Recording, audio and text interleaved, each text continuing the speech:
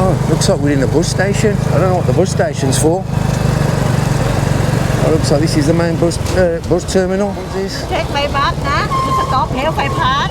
Bus? Yeah. Where to? Now I wanted you to take us there. Huh? Can you take us there? So we've just stopped for a quick comfort break. We're probably about just over halfway. They've got the bonnet up there, so here's one of the passes that was cut into the rock, and you can actually see there's some of them. I'm just standing on an elevated viewpoint, so you get a sort of a bird's eye view of the.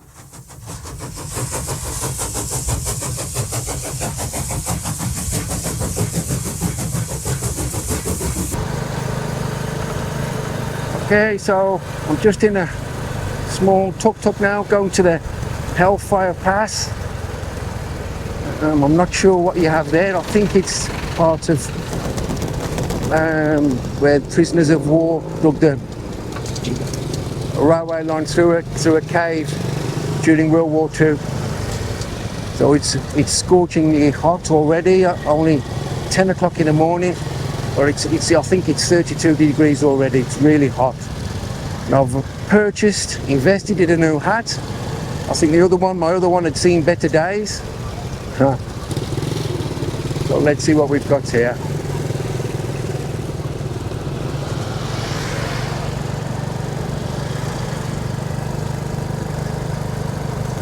Oh, looks like we're in a bus station. I don't know what the bus station's for.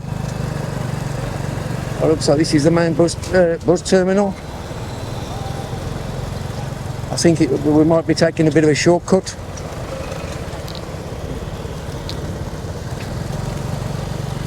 I think we might be taking a bit of a shortcut, yes.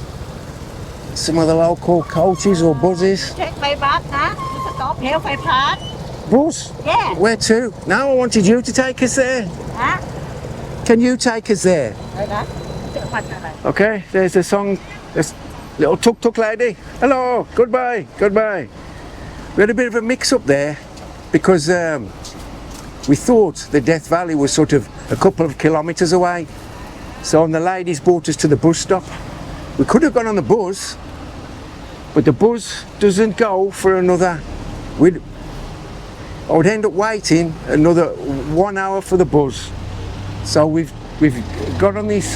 We've sort of hired this little Songtail minibus type thing, and he's gonna take us there now, which is it's cost 1,000 baht each way, which I'm not sure how much that is. I'll work it out and tell you later. But we're just coming out to the bus stop now, and we're going to stop at the 7-Eleven to get some supplies.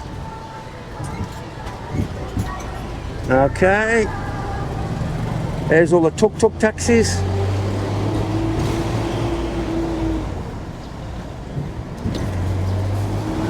That's the bus station.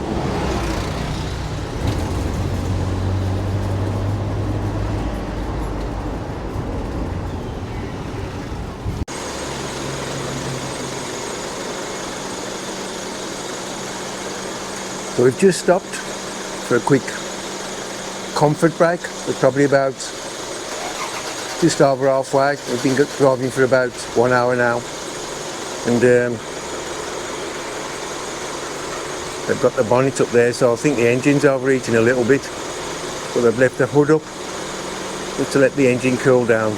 So I hope we don't have no breakdowns. It's a little bit too hot to be pushing. I've got my Magnum there.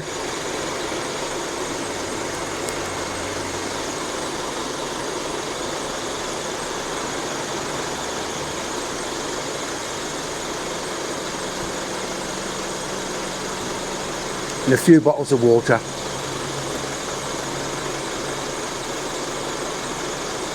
Because the trail, this Hellfire Pass, it's a stretch of railway that was cut into the side of a mountain by the prisoner of war soldiers back in World War II. And there's a trail just over a kilometre long, so you need to take water with you. I don't think you can buy any water as you're going round.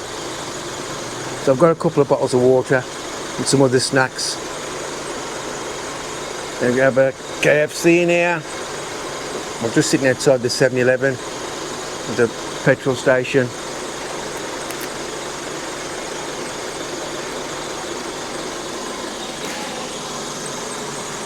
And a couple of other little shops. There's some fruit down there. Fruit. There's the mountains across the road. There's the 7-Eleven. Quite a big store, quite a big 7-Eleven. Oh, they've got an ATM as well.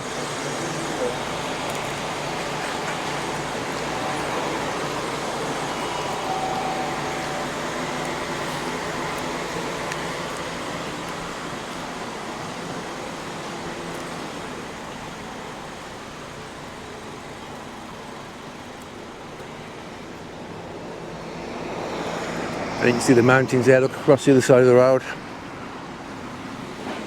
There's the main road.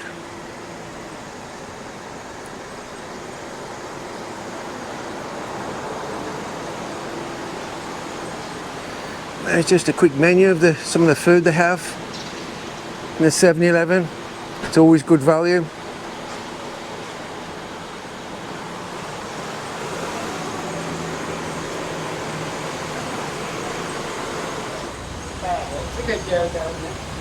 So we have an ATM machine there, which are always useful. Those are usually what I use to draw my money out of. Hello.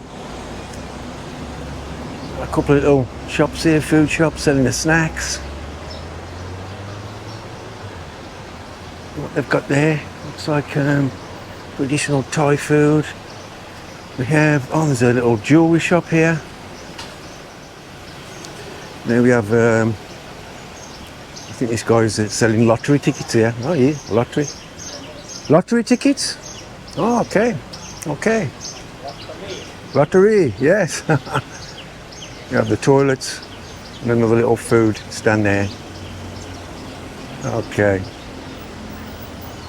I'm just trying to see how far it is, how far away we are. You are here.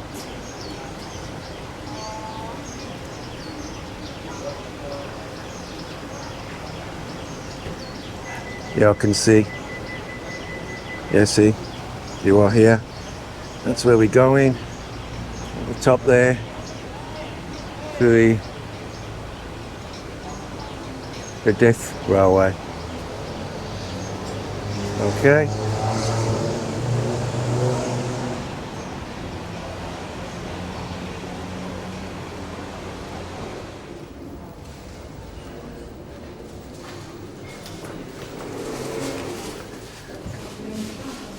So we're just in the, this is the visitor centre to the Hellfire Pass.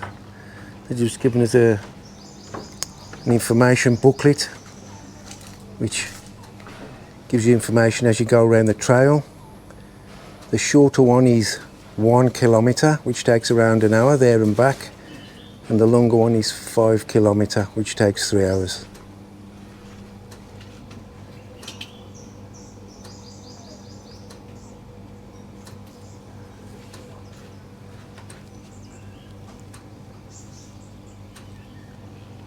You can just see the mountains and all the forest and the trees in the foreground over there.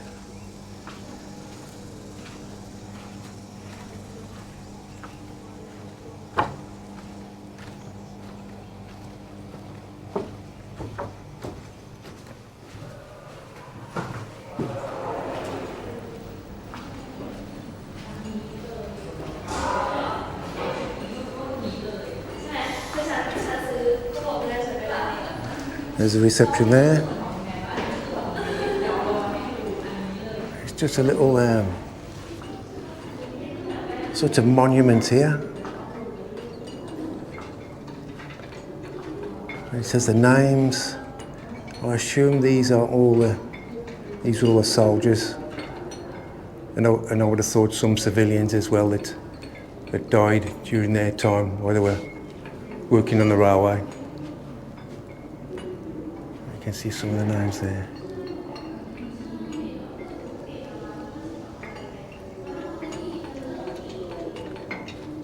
And I think, if my memory serves me well, there were 700 people that lost their lives during the construction of this railway.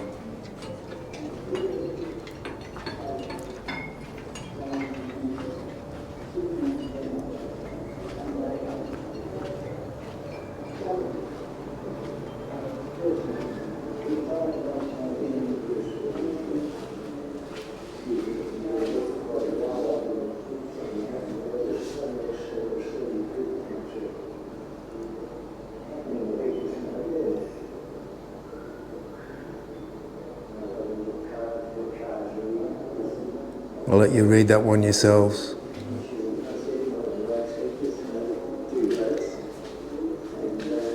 The photograph there of the graveyards.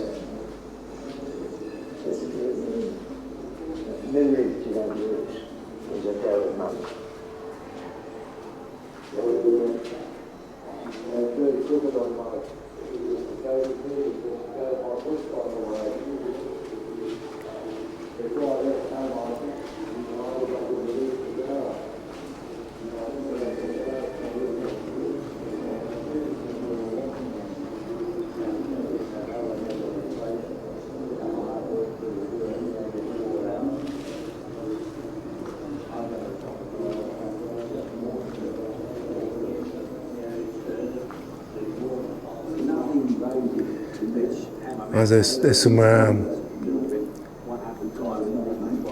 some sketches there of the sort of conditions that these people had to endure.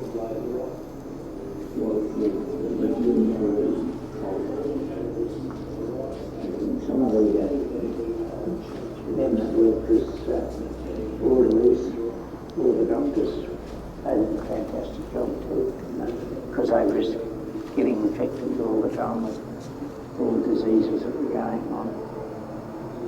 They worked. Got a visualise had no medical equipment, no medicines, antibiotics, and around that. And all we could do was to clean. Every man who worked on the railway in whichever section would have an automatic passport to heaven. They have all done the requisite stretch in hell. Private Max McGee, 2nd to 3rd Machine Gun Battalion. After World War II, most of the Burma-Thailand Railway was dismantled. A 130-kilometre section of the railway remained operational. The rest of the railway, including Hellfire Pass, disappeared beneath agricultural land, jungle, and a major restoration near the border with Myanmar, formerly Burma. I'll leave you can read the rest of that yourself if you want to, but there's a diagram of the trail.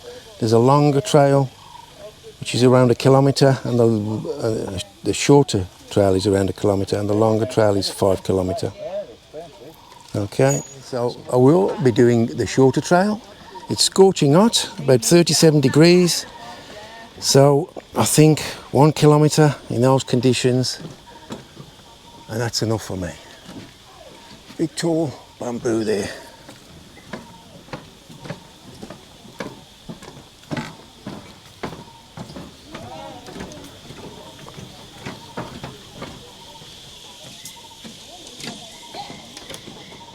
Now it says in the information centre that Hellfire Pass is underneath the museum.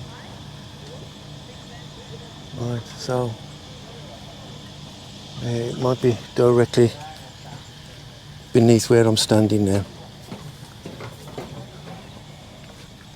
There's lots of naturally growing bamboo around here, as you can see.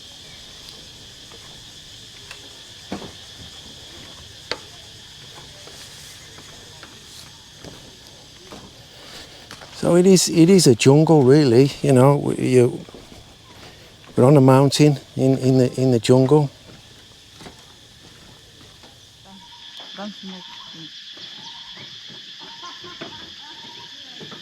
Okay, so the relevance of the bamboo, it was a readily available resource, well, the only readily available resource. So basically everything was made out of bamboo. The beds that they slept in, the buckets that they carried the watering, walking sticks that they made, and the railway itself. Everything, or almost everything, was made out of bamboo. And they had to harvest the bamboo themselves. So that was another job, cutting it out of the ground. When there would have been bees, hives, and ants, wasps, all sorts of insects. So they had to deal with that as well as the scorching heat. Right, the Burma-Thailand Railway.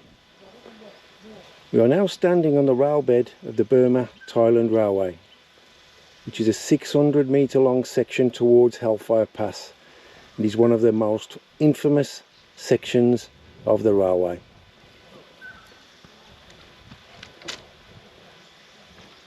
You can have a read of that yourself at your own pace. There's a picture of the railway from the actual time and some of the people who were working on it. So you can see the sides of the rock face there of what they had to cut through, which the tools that they used were picks and shovels and mainly basic hand tools. They did use some dynamite.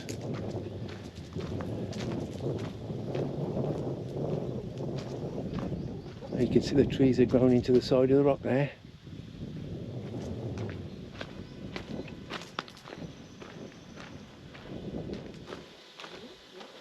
Work begins from May 1942. More than 60,000 Allied prisoners of war were transported to Thailand and Burma.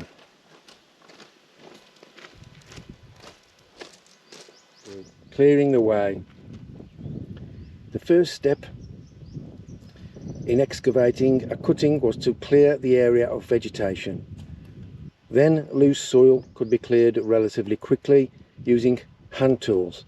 Where the ground was semi-marbleized limestone, as it was here at Hellfire Pass, however, the clearing work was more time-consuming and difficult. So you have a good idea of from the rock face here of how difficult it would have been cutting your way through solid rock.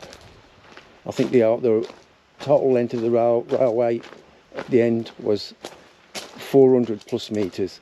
Hellfire Pass was some 200 meters, which I think is just up ahead.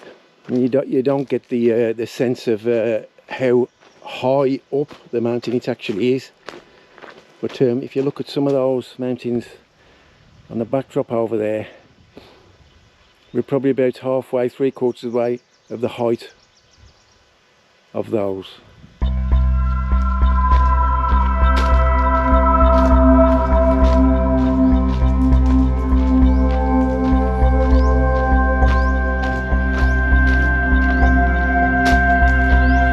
Okay, so here's one of the passes that was cut into the rock, and you can actually see there's some of the old rails still left there. Looks like the old rail. Yeah, that's what it is.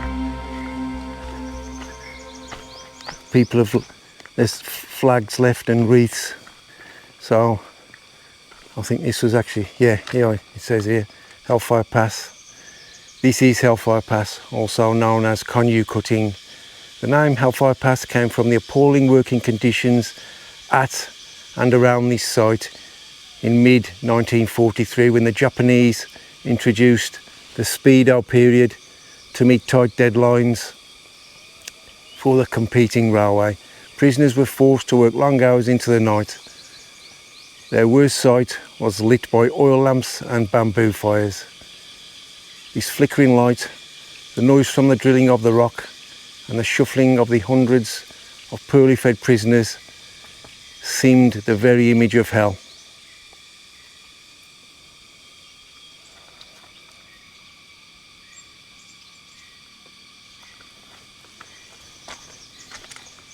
You can see there, it's an Australian flag.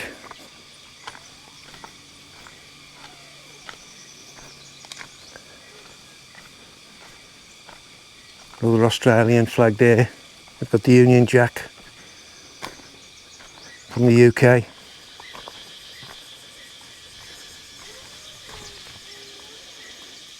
These rails and sleepers are from the official railway and were relayed in KONYU Cutting in April 1989 by the men of the C Company, 3rd Battalion, Royal Australian Regiment.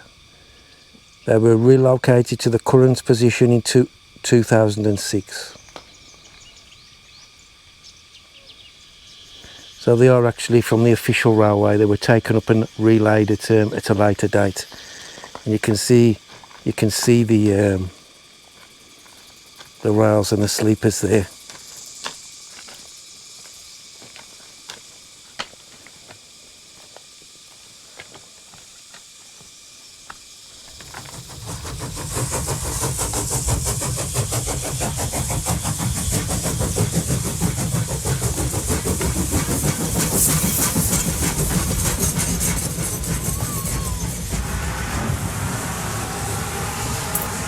So you can see how deep they had to cut down into the rock bed.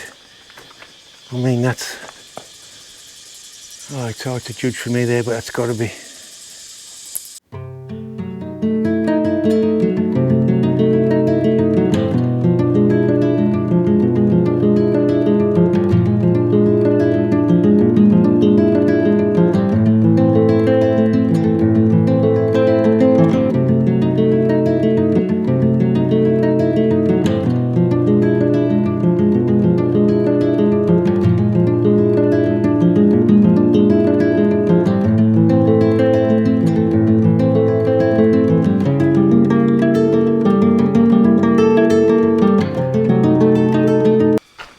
Burma-Thailand Railway.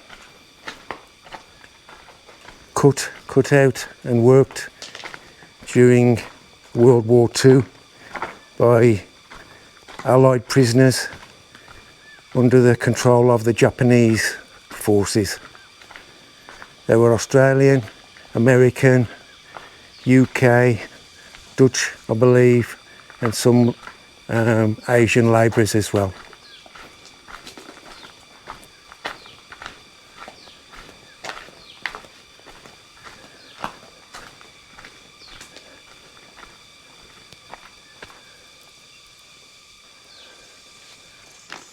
And I can see some of the problems I would have had with the insects. I'm covered in sort of little flying insect things now. I don't know what they're. Yeah, these insects, they're all on my face, on my hands. They're flying around everywhere. I'll probably be covered in bites later. We have another memorial. And I'm just standing on an elevated viewpoint. So you get a sort of a bird's eye view of the pass, and you can get some idea of how deep it was, how deep they had to cut into the rock face. Now it's, I don't know, probably about some 50-60 metres up from the level where I was, and you can go up to the top, as you see there, but I'm not going to do that. I'm not sure what's up there or how far it goes, but no, I'm not going to go up there. And you can see all the bamboo there, how much it is, how much there is of it, and how it grows all on the side of this mountain. So this resource, it was free, readily available, and they made good use of it. Very resourceful people, the Japanese. So the bamboo, it was used for the beds they made, the huts they slept in, the prisoners of war. If they needed walking sticks, they would make it out of bamboo. Buckets they would make out of bamboo, and most of the railway was made out of bamboo as well. Obviously not the tracks were steel.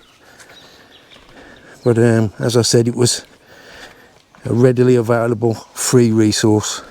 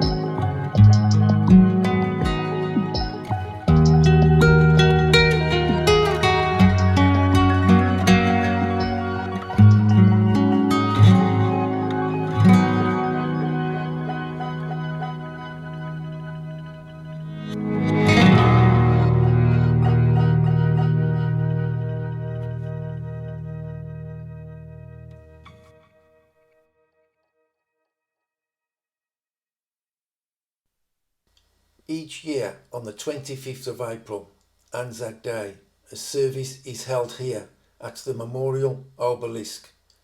People gather to greet the dawn, to honour and share the stories of those whose lives were forever altered or lost to the railway. At this memorial, as at many memorials in small towns and cities around Australia, people remember those who worked and died during the construction of the Burma-Thailand Railway. At this memorial, we pledge to each of them that they will not be forgotten. Thanks for watching the video to the end. I hope you've enjoyed it. If you have, please like, subscribe and share.